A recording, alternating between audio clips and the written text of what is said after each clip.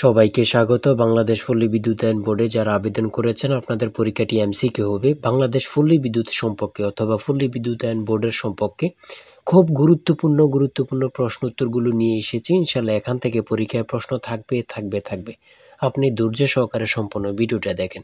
এখানে সর্বপ্রথম রয়েছে বিআরইবির পুনরুক্তি, খুবই গুরুত্বপূর্ণ। এই প্রশ্নটি অবশ্যই পরীক্ষায় থাকবে। তার আগে বলে রাখি, আপনারা যারা বাংলাদেশ পল্লী বিদ্যুতায়ন বোর্ডে পরীক্ষা দিবেন আপনাদের জন্য একদম শর্ট করে চূড়ান্ত সাজেশন তৈরি করা হয়েছে। আপনাদের পরীক্ষাটি সর্বপ্রথম 60টি এমসিকিউ নিয়ে অনুষ্ঠিত হবে, তারপরে 20 মার্কে লিখিত পরীক্ষা হবে। লিখিত পরীক্ষা এটা কিন্তু বেশি জরুরি না। সবথেকে বড় কথা হচ্ছে এমসিকিউ পরীক্ষা। আপনি যদি এমসিকিউ পরীক্ষায় ভালো মার্ক ওঠাতে পারেন তাহলে আপনার চাকরিটা কনফার্ম করা যাবে।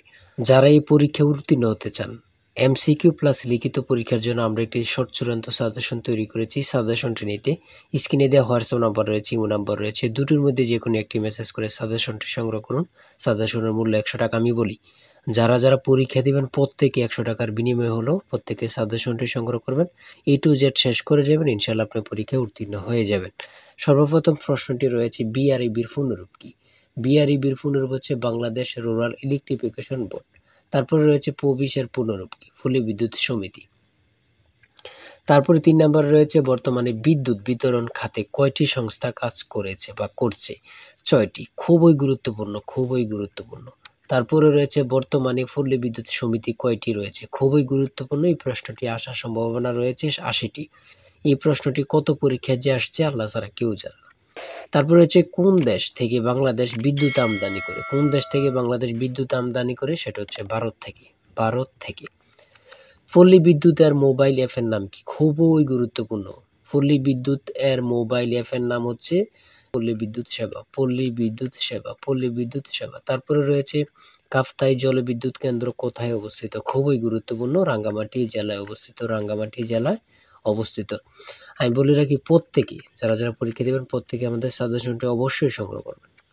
তারপরে রয়েছে ভারত থেকে বাংলাদেশ কত মেগাওয়াট বিদ্যুৎ আমদানি করে? সেটা হচ্ছে 1160 মেগাওয়াট। ভারত ছাড়া আর কোন দেশ থেকে বিদ্যুৎ আমদানি করার পরিকল্পনা রয়েছে? নেপাল, ভুটান ও মায়ানমার থেকে। বাংলাদেশ পল্লী বিদ্যুতায়ন বোর্ডের প্রধানকে কি বলা হয়? বা বাংলাদেশ পল্লী বিদ্যুৎ বোর্ডের সর্বপ্রধানকে কি বলা হয়? চেয়ারম্যান। পল্লী বিদ্যুতায়ন বোর্ডের সাংগঠনিক কাঠামোগুলো কয়টি? 5টি। খুবই গুরুত্বপূর্ণ, ঠিক আছে। তারপর এখানে রয়েছে কুমিল্লা পল্লী বিদ্যুৎ সমিতি প্রতিষ্ঠিত কত সালে? 2014 সালের 28শে জানুয়ারি।